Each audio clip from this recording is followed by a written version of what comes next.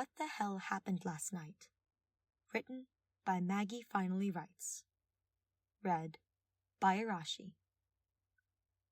Chapter 1. The first thing Maki noticed when she woke up was that her head was killing her. The second thing was that she was currently sleeping with a shirtless guy in a bed that was definitely not hers. Immediately, she flipped the covers off both of them, relieved to see that the rest of the stranger was clothed and that she still had hers on, too. Although the shirt she was wearing definitely wasn't one she owned and seemed a little bit too big on her. What the hell happened last night? The stranger let out a groan, his hands moving around, likely trying to find the blankets Maki had just tossed off of them both. Were Maki not so lost on what happened the night prior, she would have simply tucked the man in and left. But she needed answers. And she clearly needed to stop going to parties with Mew. But that could wait. Answers first. Sharply, she shoved the stranger, another groan emitting from him as his eyes finally opened. He yawned, letting out a stretch before he faced Maki and gave her a lazy smile. "Good morning. You sleep okay?" he asked casually, as if they were complete and utter strangers. "Who are you?" Maki asked, her headache only worsening as she gestured to the room. "And where the hell am I?" Okay. First, calm down," the man said, scratching his messy purple hair before explaining. "You remember the party at all?" Maki shook her head no. "Yeah, you were pretty wasted. Okay, well, first, I'm Kaito, and this is my room." His room? Maki moved away from him on the bed, grabbing a lamp off the bedside table and holding it threateningly. "Explain." "Oh, geez, you can put the lamp down, Maki. I promise we—" "How do you know my name?" Maki barked, ready to smash this guy with the lamp if need be. "You told me last night. Okay, before I continue, we didn't do anything at all last night, all right?" Kaito said, holding up his arms. "You were way too trash to even think about doing anything with." Well, he didn't sound like he was lying, and the only pain Maki felt was in her head and not anywhere else. She'd believe him. For now. "So, why am I in your room?" she asked, slowly beginning to put the lamp back, but staying near just in case she would need it. "Well, I offered to call you and Mew a cab, but you both couldn't remember where you lived, so me and the other guy figured we'd just let you crash for the night. Mew's in the only guest room. I figured I'd give you my room and sleep on the couch." "But why were you here with me?" Maki asked, her red eyes narrowing. "Well, I helped you up and you just kind of kept clinging to me, and when I finally got you to bed, you wouldn't let go. Figured it would be okay if I stayed," Kaito said, his face flushing a bit at the memory. "It was kind of cute." "And your shirt?" Maki said, gesturing to Kaito's body, which was fairly well-toned now that she had a good look at him. "Focus, Maki. Why aren't you wearing it?" "'Cause I gave it to you," Kaito said, gesturing back. "Why?" "'Cause you got puke on yours," Kaito said, scratching the back of his neck. "Oh. Well, now that was embarrassing, now wasn't it?" "You're not lying to me, are you?" Maki asked, both because she still wasn't sure she could totally trust this stranger, Kaito, and because she wanted to believe not even she would get so sloppily drunk she'd puke on herself. "Scout's honor," Kaito said, raising his hand. "If you want proof, your shirt's in the bathroom," Kaito said, pointing at the closed white door. "You made kind of a mess, though." "Shit." Shaking her head, Maki stood up and moved to where he was pointing, peeking in and quickly shutting the door. Yeah, he wasn't lying. Well, great. Not only had she threatened the cute guy who'd let her stay over in his own room, but she'd puked all over his bathroom. Great first impression, Maki. "Sorry," Maki said, sitting back on the bed with a groan. "Hey, it's fine," Kaito said, slowly sliding to her side of the bed and carefully patting her back. "We've all done stupid things at parties before, so don't worry." He offered her a bright smile, which did help quell some of Maki's guilt. Didn't do much for the hangover, though, as she clutched her head with both hands. "Hangover? Here, I'll get you some painkillers," Kaito said gently, standing up and beginning to head out of the room. "Could I trouble you for some black coffee, too?" Maki asked, needing something to help wake her up and ward off the pain. "No problem," Kaito said, giving Maki a thumbs up before he left her alone. Now that it was just her, Maki let herself fall back onto the bed with a soft thud. Whatever mattress Kaito had was pretty comfortable. Maybe before she left she could ask what brand he had. Or would that be too weird? Well, she'd already puked all over his bathroom, so she couldn't make things any worse than that. Letting herself relax a bit, Maki decided to take the time she had to better understand her surroundings and try to remember the night prior. Miu had hounded her to go to some party. Miu then claimed she was being way too introverted and guilted her into doing shots together. And then the rest was a blur. Well, Miu had a higher alcohol tolerance than her, so maybe Maki could question her when she woke up. She wanted to believe Kaito was being completely honest, but still, you could never be too careful.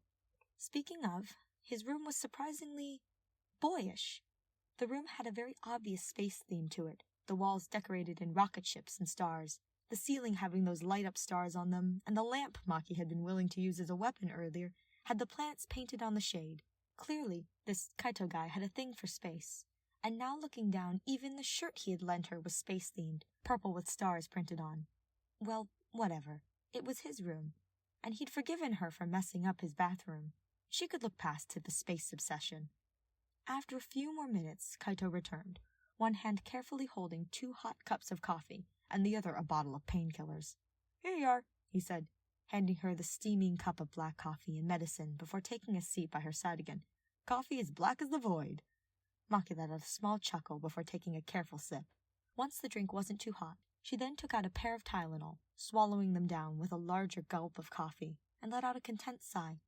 "Thanks," she said simply. "Seriously, it's no problem. Last night wasn't the first time I've thrown a party." "So, I'm not the first girl to end up in your bed?" Maki asked, chuckling when Kaito sputtered over his own cup of coffee, her laugh increasing as he started to cough. "Sorry," Maki said, giving him a few slaps on the back to help him out. No, it's cool," Kaito said, trying to sound as if he wasn't dying to breathe at the moment. A few more coughs to clear his throat later, he continued. "I mean, technically you're not, but, it's the right thing to do. Wouldn't do to have anyone who can't remember where they live walking around late at night." "Well, thank you for letting myself and Miu crash for the night," Maki said, offering him a small smile. "Hey, anytime. Any decent guy would have done the same." He offered up his cup. "Cheers." Their mugs clinked together before both went to finish their drinks. "Feeling better?" "Yeah, headache's more manageable. I should probably check on Miu too and make sure she's okay." "I actually peeked into the guest room. Girl's out completely cold, but she seemed fine." "Yeah," Maki sighed. "Miu tends to just sleep off her hangovers. Probably won't be up till noon. A bit troublesome, considering she's my ride home." "Hey, if you need, I don't mind dropping you off at your place," Kaito quickly offered. "If you actually remember where you live now." "I do now. Thank you. I'll consider it. But first I feel like I should help clean up that bathroom of yours before I go." You said something like that last night. You were so distraught about making a mess. It was kind of cute," Kaito said with a small laugh. "Please tell me I didn't start crying." Maki had been told she could get a bit emotional when drunk. "I'm afraid you did. But hey, I was here to comfort you and get you to sleep. You, had quite a ways of thanking me," Kaito said, his cheeks going red. "I thought you said we didn't do anything." "We didn't. You offered, but I refused. You still kissed me on the cheek, though." "Oh. Did anything else happen between us?" Well, I gave you my shirt and let you use the bathroom to get changed. Then you came out and thanked me with the kiss, and you told me not to get a new shirt on since you liked me better with that off. Then I told you it was time for bed, and you just refused to let go. I meant to leave when she passed out, but I guess I fell asleep soon after." "I see. And that was it?" Maki asked, wanting to be sure she had everything. "Okay, I might have kissed you on the forehead. You just look so cute and peaceful." He sounded guilty over something so innocent. Maki couldn't help but let out a small snort. Yeah, this guy definitely couldn't hide anything else if he had done something bad. "Look, I'm sorry, okay?" "It's fine. Since you didn't get mad at me, I won't at you. Truce?" "Truce," Kaito said, letting out a breath of relief. "But seriously, I don't mind helping you clean up the bathroom and getting your shirt washed before you go. I don't have any plans for today." "If you insist. Though, I think I might keep your shirt." "Why's that?" Kaito asked, quirking a brow. "Because I think drunk me had a point. You do look better without it on." "Oh," Kaito said, his face flushing again. "Well, if sober and drunk Maki agree, then who am I to displease either?" They both laughed. Kaito then asking Maki if she could stomach anything for breakfast. She joined him in the kitchen for some toast and eggs, the two chatting casually the rest of the morning, even while they cleaned the bathroom. Finally, around noon, Miu rose just as Maki predicted. The blonde wanted to go home ASAP, which meant it was time to say goodbye to Kaito. Dressed in her shirt from the night prior, Maki was about to bid Kaito a farewell and maybe ask for his number, when the man shoved the shirt she had borrowed to her with a piece of paper on top.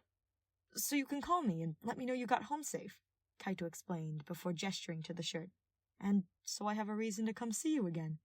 "You really don't have to," Maki said, ready to give him back the shirt before Kaito stopped her. "I know, but I like seeing you wear it, so I'm hoping I'll see you in it again." "Oh." It was Maki's turn to blush now. But, well, with reasoning like that, who was she to deny him?